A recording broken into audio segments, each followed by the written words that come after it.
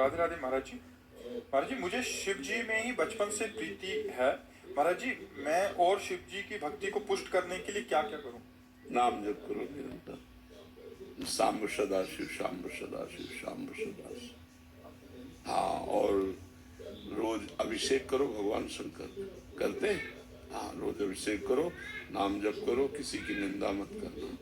और भगवान शंकर को सर्वस्व मानने वाला निश्चित भगवान के प्रेम को प्राप्त होता है। हाँ, उनकी कृपा से वो, जब शंकर जी की बात आती है तो हृदय एकदम ऐसे, क्योंकि उन्हीं की कृपा से सब मिला है ना। हाँ, आज शिवरात्रि भी है। जो भगवान शंकर का आराधन करता है तो भगवान शंकर उस जीव के अहंकार का नाश कर देते हैं। अहंकार ही जन्म मरण चक्र का हेतु है। भगवान शिव की कृपा से जब अहंकार नष्ट हो जाता है तो भगवान की विशुद्ध भक्ति उसके हृदय में जागृत होती है। भगवान शिव परम वैष्णवाचार्य हैं, सर्व समर्थ भगवान होते हुए भी देखो, भगवान श्री हरि का चरणामृत गंगा जी अपने माथे पे धारण किए हुए हैं।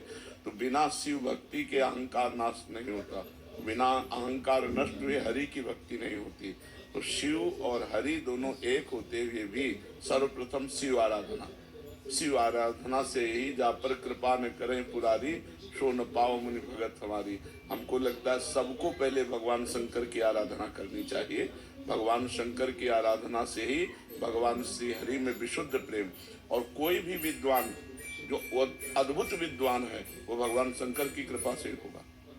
कोई भी उत्तम सदगति अगर हुई वो भगवान शंकर की कृपा से होगी। तो भगवान शिव बहुत करुणामय है, करुणावतारम ही है। तो उनकी आराधना करने, और उनकी आराधना में खास बात ये है, एक लोटा जल और धतूरे का फल। विश्व में कोई देवता नहीं जो खाता धतूरे का फल, कोई देवता लेगा? हाँ, धतूरे अकौड़ा का फूल। उन्होंने चुनकर के ऐसी सेवाएं ली कि किसी को कोई तकलीफ है न पड़े। जंगल में कहीं भी चले जाओ, बिल्व पत्र ले लो, धतूरे का फल ले लो, कौड़े का फूल ले लो, सबसे ज्यादा प्रिय चीजें हैं ये। और एक लोटा जल चढ़ा दो, प्रणाम कर ले, इतने में खुश हैं भगवान शंकर। हाँ, बहुत।